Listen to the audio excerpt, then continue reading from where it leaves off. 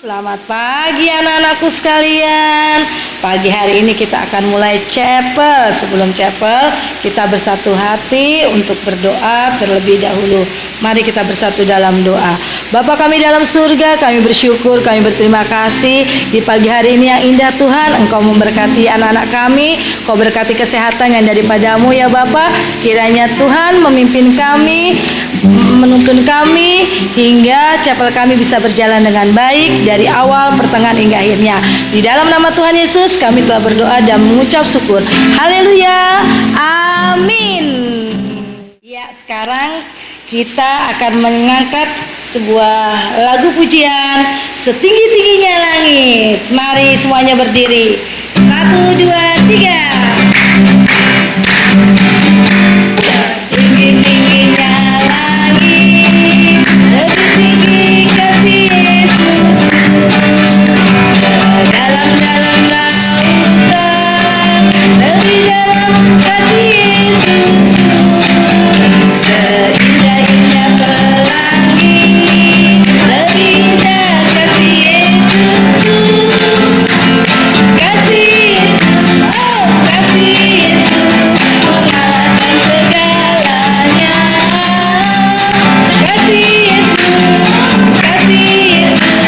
mengalahkan segalanya. Setinggi-tingginya langit, lebih tinggi kasih Yesusku. Sedalam-dalam lautan, lebih dalam kasih Yesusku. Seindah-indah pelangi, lebih indah kasih Yesusku. Kasih Yesus, oh kasih Yesus, mengalahkan segalanya. Kasih Yesus, oh kasih Yesus, mengalahkan segalanya. Oke deh, hari ini kita sudah menyanyikan lagu Setinggi-tingginya Langit. Semuanya bersukacita. Ibu lihat hari ini kalian bergembira ya semuanya. Sekarang tibalah kita akan mendengarkan firman Tuhan. Sebelum kita mendengarkan firman Tuhan, kita akan angkat satu buah pujian Menyenangkanmu.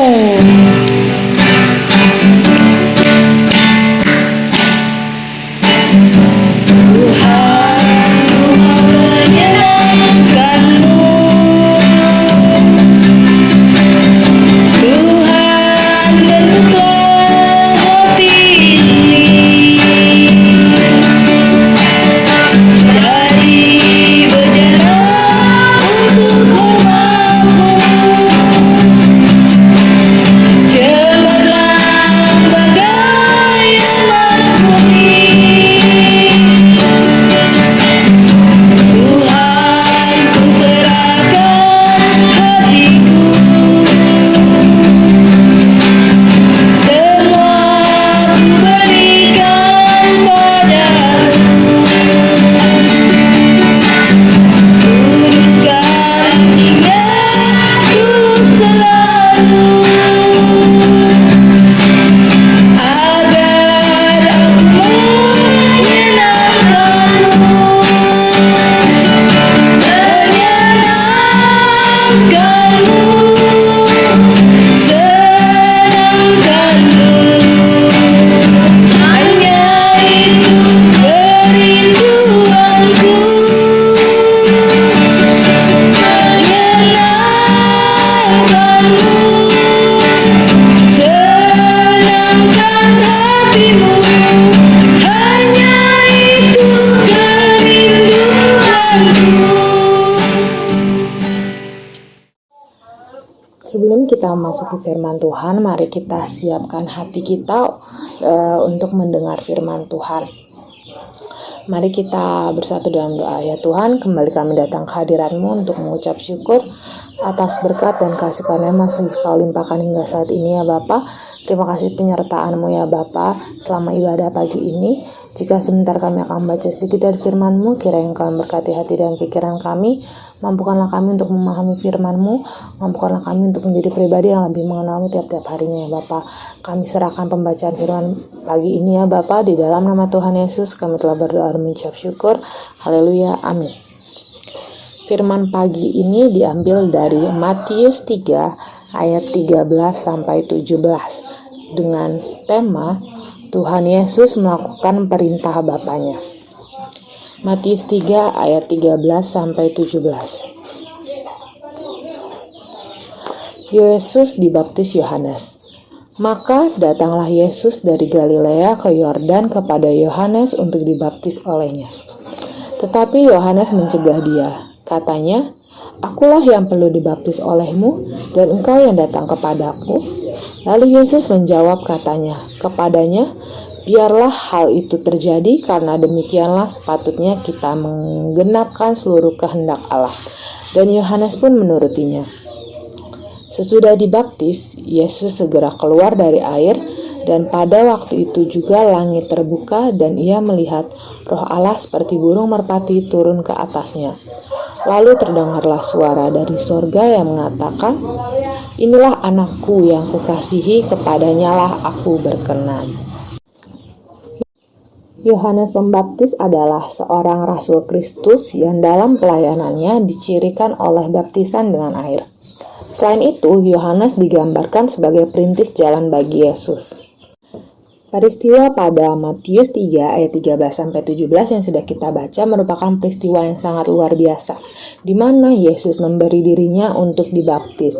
Itu Yesus lakukan ketika ia hendak memulai pekerjaan pelayanannya. Peristiwa baptisan dalam tugas kerasulan yang dilakukan Yohanes berisi ajakan kepada orang banyak saat itu untuk hidup dengan ciri khas, yaitu hidup dalam baptisan. Dengan baptisan, orang banyak saat itu diajak untuk hidup dalam kebaikan, kejujuran, seorang terhadap yang lain, saleh di hadapan Allah. Namun, bagi Yesus makna baptisan itu berbeda. Makna baptisan menurut Yesus adalah tindakan memberi diri.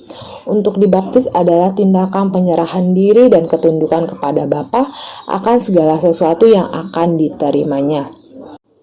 Sekalipun Yohanes menolak untuk membaptis Yesus, peristiwa pembaptisan itu akhirnya terjadi. Dalam sejarah kaum Yahudi dan zaman Yesus ada kenyataan bahwa tidak pernah ada orang Yahudi dibaptis.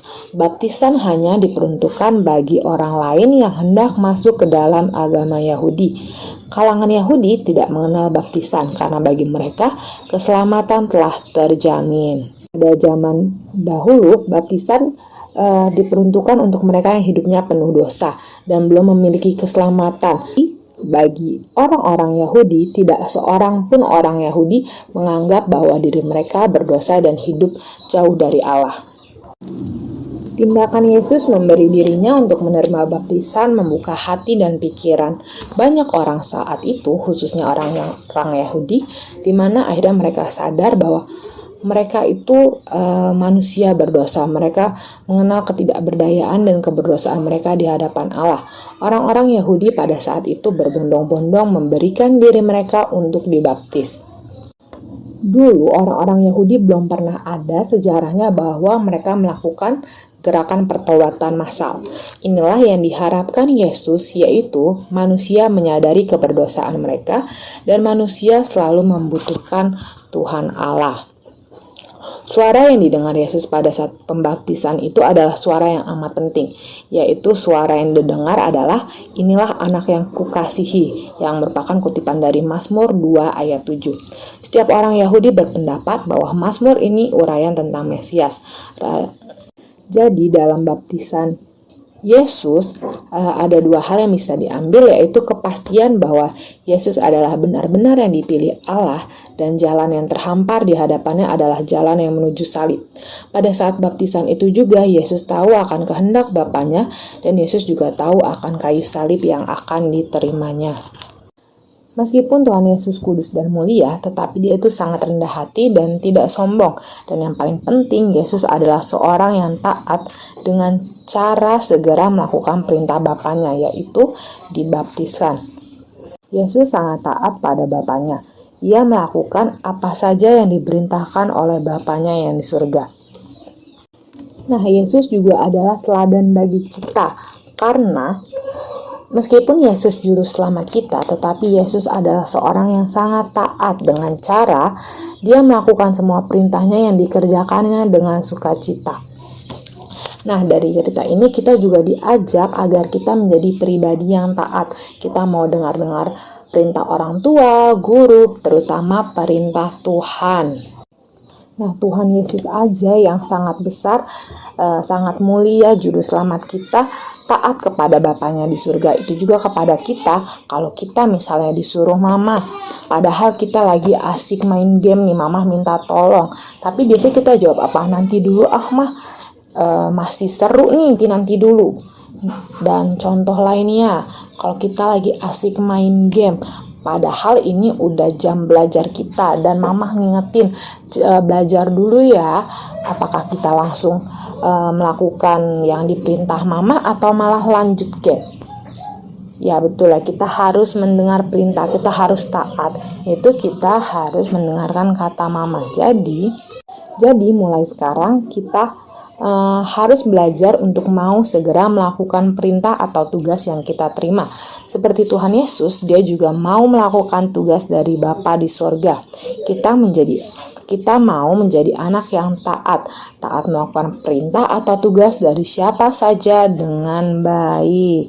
Dan kita juga harus percaya bahwa apa yang Tuhan perintahkan itu selalu memerintahkan sesuatu yang baik, dan kedepannya apa yang diperintahkan itu juga akan mendatangkan kebaikan bagi kita. Jadi kita tidak perlu meragukan Tuhan, lakukan saja seperti apa yang Ia mau. Kita lakukan sesuai dengan perintahnya, sesuai dengan firman-Nya.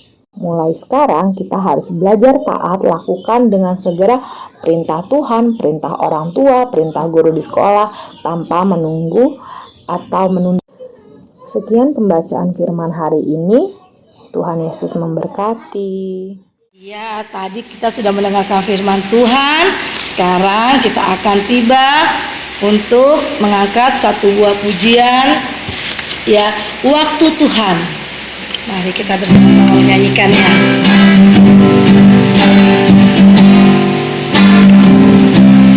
Lalu izinkan sesuatu terjadi.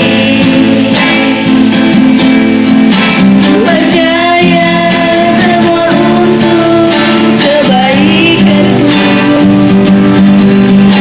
Hati telah dibawaku. Ku percaya kuasa-Mu memulihkan hidupku. Tuhan pasti yang terbaik. Walau kadang tak mudah dimengerti, lewati cobaan, ku tetap percaya waktu Tuhan pasti yang terbaik. Kau izinkan sesuatu terjadi. Ku percaya semua untuk kebaikanmu. Bila nanti telah tiba waktuku, ku percaya kuasa-Mu memulihkan hidupku. Waktu Tuhan pasti yang terbaik. Walau kadang tak mudah dimengerti, lewati cobaan, ku tetap percaya waktu Tuhan pasti yang terbaik. Mari anak-anakku, kita sudah angkat pujian, tibalah kita akan bersatu dalam doa. Bapa kami dalam surga, kami bersyukur, kami berterima kasih di pagi hari ini Tuhan. Kami sudah mendengarkan firman-Mu Tuhan. Biarlah firman-Mu bisa menjadi pelita bagi anak-anak-Ku Tuhan Yesus. Kiranya Kau berkati anak-anak didik kami dari kelas 1 sampai kelas 6 Bapa. Berikan hikmat, kepintaran, kepandaian daripada-Mu Tuhan. Biarlah anak-anak kami siap untuk mengikuti pembelajaran PTM dan PJJ Tuhan. Biar tangan Tuhan selalu menyertainya ya Bapa. Terima kasih Tuhan Yesus yang baik. Di dalam nama Tuhan Yesus kami telah berdoa dan mengucap syukur. Haleluya. Amin.